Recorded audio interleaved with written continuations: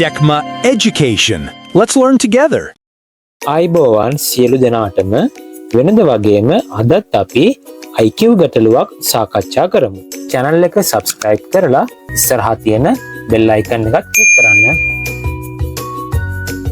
ගැටලුවට යන කලින් ඔයාලත් පොඩි උත්සාහයක් දරන්න තනිවම පිළිතුර ලබා ගන්න පුළුවන්ද කියලා. හරි, අපි එහෙනම් ගැටලුවට යමු. ගැටලුව අංක 3. ඒවල අගය සොයන්න. මෙතන සමචතුරස්‍ර තුනක් තියෙනවා. මේ සමචතුරස්‍රය ඇතුලේ සංඛ්‍යා රටාවක් තියෙනවා. මේ සමචතුරස්‍රය ඇතුලේ සංඛ්‍යා රටාවක් තියෙනවා. මේ සමචතුරස්‍රය ඇතුලේ සංඛ්‍යා රටාවක් තියෙනවා.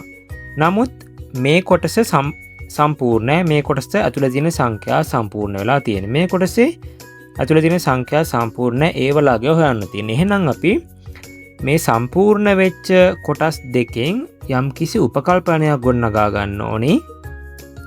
එකකින් අපි හොයාගත්ත උපකල්පනය අනිත් එකටත් ගැලපෙනවද කියලා බලන්න. එතකොට අපි ඇති කරගත්ත උපකල්පනය සාර්ථකයි. එතකොට අපි මේ උපකල්පනය මේ කොටසට යොදලා ඒවල අගය හොයා ගන්න පුළුවන්.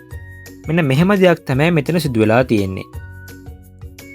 මේ උඩ තියෙන සංඛ්‍යා දෙක වැඩි කරන් පස්සේ 36යි. මේ තියෙන සංඛ්‍යා දෙක වැඩි කරන් පස්සේ 36යි. මේකෙත් බලන්න. මේ තියෙන සංඛ්‍යා දෙක වැඩි කරාම 36යි. මේ තියෙන සංඛ්‍යා දෙක වැඩි කරාම 36යි. අන්න ඒ උපකල්පනය තමයි මෙතනදී නිර්වද්‍ය වෙන්නේ. කියන්නේ උඩ තියෙන සංඛ්‍යා දෙකේ ගුණිතය 36ක් වෙනවා. යට තියෙන සංඛ්‍යා දෙකේ ගුණිතය 36ක් වෙනවා. උඩ තියෙන සංඛ්‍යා දෙකේ ගුණිතය 36ක් වෙනවා. යට තියෙන සංඛ්‍යා දෙකේ ගුණිතය 36ක් වෙනවා. මේකෙත් උඩ සම්පූර්ණ වෙලා තියෙන. අපි බලමු අපි මේ උපකල්පනය කරපු දේ හරිද කියලා. 6 වරක් 36. උපකල්පනය හරි. ඒ කියන්නේ පහළටත් එන්න ඕනි 36. එහෙනම් ඒ වලට එන්න ඕන 1. මේ විදිහට ලියන්න පුළුවන්. ඒ වැඩි කිරීම 36 සමාන වෙනවා 36ට නේද? එතකොට මෙතන වැඩි කිරීම 36 අයින් කරන්න දෙපැත්තටම බෙදීම 36ක් දානවා.